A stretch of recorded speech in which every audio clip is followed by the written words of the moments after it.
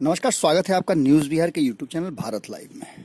जैसा कि हमने आपको पहले भी बताया था कि भारतीय जनता पार्टी और शिवसेना का बहुत पुराना संबंध है।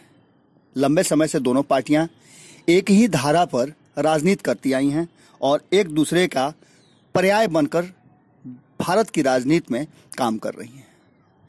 अब एक बार फिर से जो पिछले काफ़ी समय से दोनों के बीच अनबन चल रही थी, उसमें कमी आई है और दोनों के बीच समझौता हो गया है।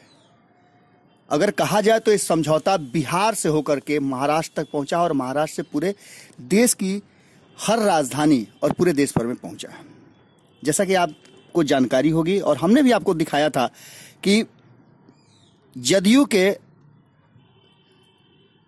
प्रशांत किशोर ने शिवसेना प्रमुख उद्धव ठाकरे से मुलाकात किया था मातोश्री में जाकर।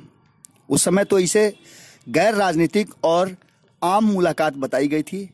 प्रशांत किशोर ने भी ये बात स्पष्ट रूप से कहा था कि इसमें कोई राजनीतिक मुलाकात नहीं हुई थी, क्योंकि हम लोग एक दल में और एक गठबंधन में बहुत दिनों तक काम करते आए हैं, इसलिए ये एक सामान्य मुलाकात थी, शिष्टाचार मुलाकात थी। लेकिन उसके बाद जो खबरें आ रही हैं वो ये हैं कि शिवसेना और भारतीय जनता पार्टी एक बार फिर से साथ आने के लिए तैयार हो गई हैं।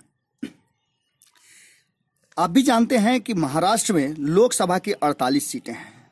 इन 48 सीटों पर शिवसेना और भाजपा के बीच समझौता हो गया है। इन सीटों पर 25 सीटें अपने खाते में भाजपा रखेगी और 23 सीटों पर शिवसेना लड़ेगी। इस बात को लेकर के दोनों ही दल के प्रमुख एक पटरी पर आ गए हैं, बताया जा रहा है। और जैसे कि खबरें भी आपने देखी होंगी और सुनी भी होंगी कि भारतीय जनता पार्टी के राष्ट्रीय अध्यक्ष अमित शाह ने मुलाकात किया था। हालांकि इसके बाद बहुत सारी बातें सामने आई थी, लेकिन उन सब बातों को दरकिनार करते हुए चुनावी समर में अब दोनों पार्टियां महाराष्ट्र में एक साथ चुनाव लड़ेंगी।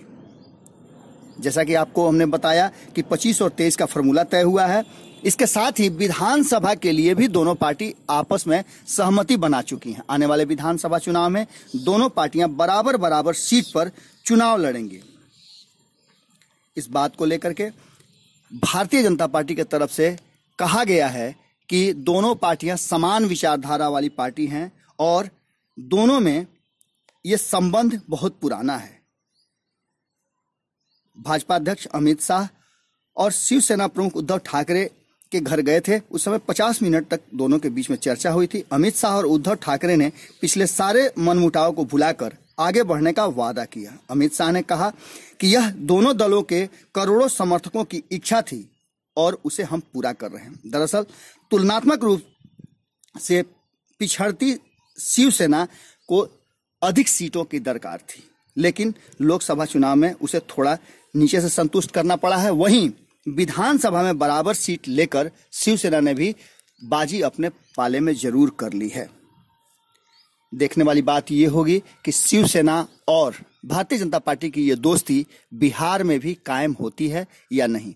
हालांकि ज्यादा संभावना व्यक्त किया जा रहा है कि बिहार में भी इस बार शिवसेना को 2 से 3 सीटें देने की कवायद शुरू हो चुकी है और शिवसेना ने भी दावा किया है कि उन्हें 2 से 3 सीटें दी जाएं।